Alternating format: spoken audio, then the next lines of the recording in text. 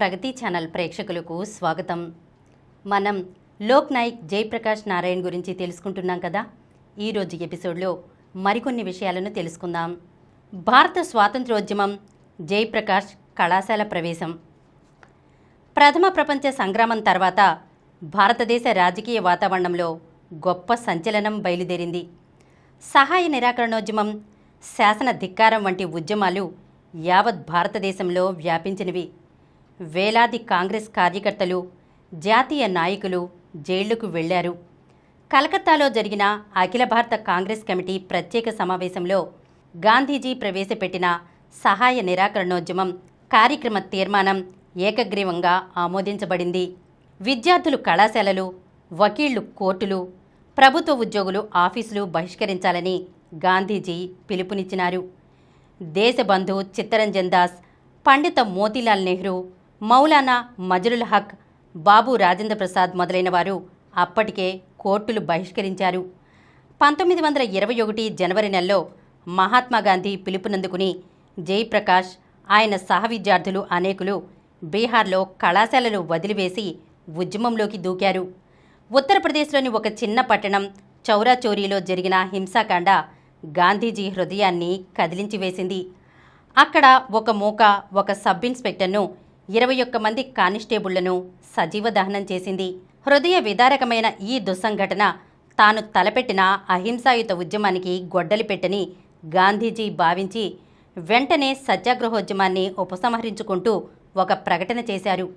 ఈ ఉదంతాన్ని పురస్కరించుకుని గాంధీజీ 5 రోజుల నిరాహార దీక్ష కూడా పూనారు.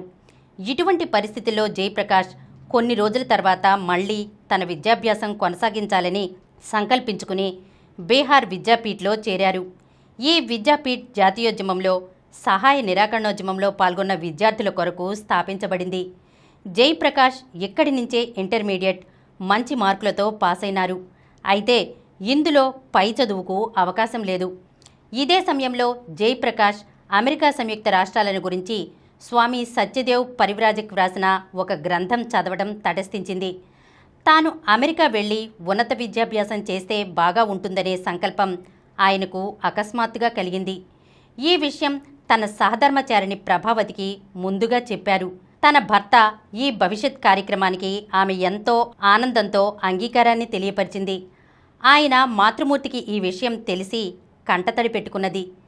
తల్లి, అర్ధాంగి తదితర బంధుమిత్రుల దగ్గర సెలవు తీసుకుని 1922 ఆగస్టు 16వ తేదీన బయలుదేరి జయప్రకాష్ రంగూన్, హాంకాంగ్, యజోమాల మీదుగా సముద్ర ప్రయాణం చేస్తూ అక్టోబర్ 2వ వారంలో అమెరికాలోని కాలిఫోర్నియా చేరుకున్నారు. అమెరికా కాలిఫోర్నియా యూనివర్సిటీలో జనవరి నెలలో గాని కొత్త సెమిస్టర్ ఆరంభం కాదని తెలిసింది. ఆయన ఏదైనా పనిచేయాలని సంకల్పించుకున్నారు. షేర్ఖాన్ అనే పఠాన్ సహాయంతో ఒక పెద్ద ద్రాక్ష తోటలో వ్యవసాయ కూలీగా చేరారు. ఆ క్షేత్రంలో ప్రతిరోజు ఆయన 10 గంటల పాటు పనిచేసేవారు. మధ్యన 1 గంట మాత్రమే విరామం. గంటకు 40 సెంట్ల చొప్పున రోజుకు $4 సంపాదించేవారు. కొన్ని వారాల్లో ఆయన తన కాలేజీ ఫీజుకు కావలసిన సొమ్ము సంపాదించుకుని కాలిఫోర్నియా విశ్వవిద్యాలయంలో సైన్స్ 2వ సంవత్సరంలో చేరారు. చదువుకుంటూనే సంపాదించుకోవటం అనే ఈ అనుభవం ఆయన భవిష్యత్ జీవితానికి ఎంతో మార్గదర్శకమైంది. అమెరికా దేశంలో శ్రమకు విలువ, పెద్ద చిన్న, ధనికుడు పేద అనే తారతమ్యం లేకుండా అందరికీ సమాన హక్కులు, అధికారాలు, సమాన గౌరవం ఉండటం ఆయనకు ఎంతో నచ్చింది. స్వయం శక్తిపై ఆధారపడి పనిచేసుకోవటం, ప్రజల్లో స్వతంత్ర భావన, కష్టపడి పనిచేయటం, గౌరవప్రదంగా భావించటం వంటి విషయాలు ఆయనకు ఎంతో ఆనందాన్ని కలగజేశాయి. భారతదేశం, బ్రిటన్ వంటి దేశాలలోని సాంఘిక విలువకు, అమెరికా దేశంలోని సాంఘిక విలువలకు గల వ్యత్యాసం ఆయన బాగా గమనించారు. అమెరికన్ సంస్కృతి, ఆ సమాజంలోని సమానత్వ భావ, కాయకష్టం చేసేవారు తక్కువ వారన్న అభిప్రాయం లేని ఆ సమసమాజం ఆయన్ని ఎంతో ఆకర్షించింది. ఆయన చదివే విశ్వవిద్యాలయంలో ఆ సంవత్సరమే సెమిస్టర్ ఫీజు పెంచటం వల్ల మళ్లీ ఆయన సంపాదనకు వ్యవసాయ క్షేత్రానికి వెళ్లవలసి వచ్చింది. జయప్రకాష్ కాలిఫోర్నియా విశ్వవిద్యాలయాన్ని వదిలి అయోవాలో వెళ్లి చేరారు. అక్కడ 5 భారతీయ మిత్రులు కలిసి వంట చేసుకుని తినేవారు. ఆదివారాల్లో, సెలవు రోజుల్లో ఏదైనా పనిచేసి సంపాదించుకునేవారు. ఈ అయోవా విశ్వవిద్యాలయంలోనే ఆయనకు జేపీ అనే పొడి అక్షరాల పేరు ప్రచారంలోకి వచ్చింది. అదే స్థిరపడి ఆయన జేపీగా జగత్ప్రసిద్ధ చెందాడు. ఇట్లా పనిచేసుకుంటూ చదువుకోవటానికి ఆయన అనేక ప్రాంతాలు తిరగవలసి వచ్చింది. కొన్ని సందర్భాల్లో ఆయన వెయిటర్గా హోటళ్లలో గదులు శుభ్రపరచడం, బూట్లు పాలిష్ చేయటం వంటి పనులు కూడా చేయవలసి వచ్చింది. ఏ పని అయినా నీచమైంది కాదని ఆయన అభిప్రాయపడ్డారు. ఎన్ని కష్టాలు పడి ఉన్నత విద్యాభ్యాసం చేయవలనని తలంచి చదువుకున్నాడు. అంటే విద్యాభ్యాసం పట్ల ఆయనకున్న ప్రగాఢ వాంఛ ఎటువంటిదో ద్యోతకమవుతుంది.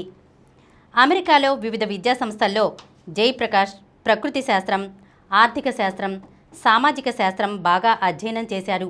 అయితే 2 సంవత్సరాలలోనే కొన్ని పరిస్థితుల కారణంగా విజ్ఞాన శాస్త్రజ్ఞుడు కావాలనే కోరికకు ఆయన స్వస్తి చెప్పవలసి వచ్చింది.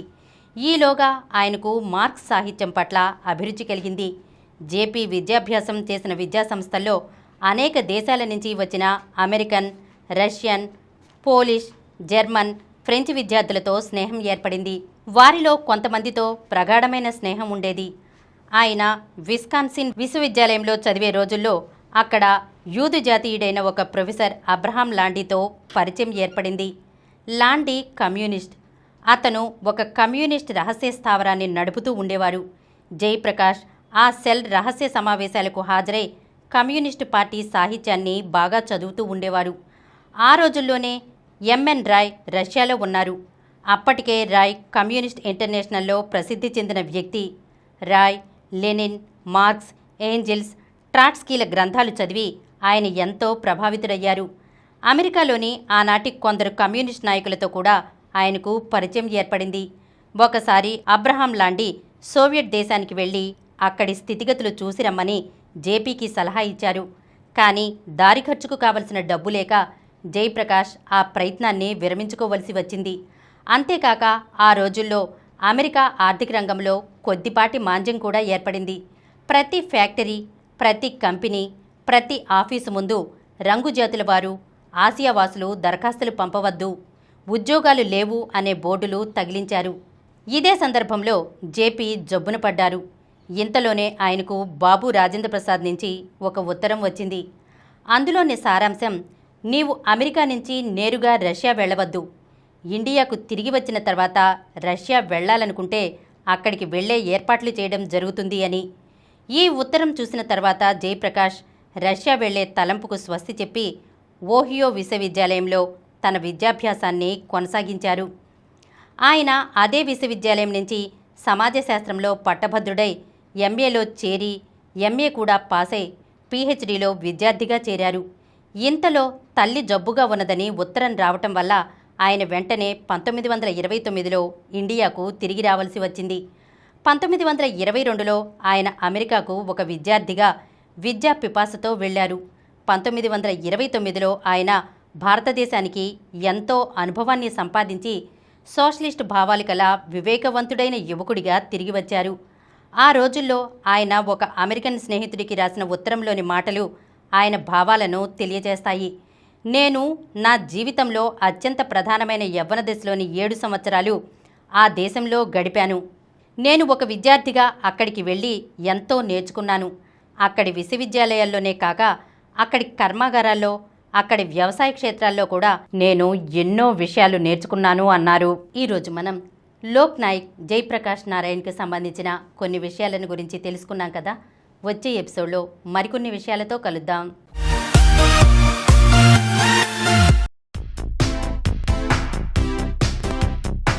ఈ కార్యక్రమం మీకు ఎంతో నచ్చింది కదా.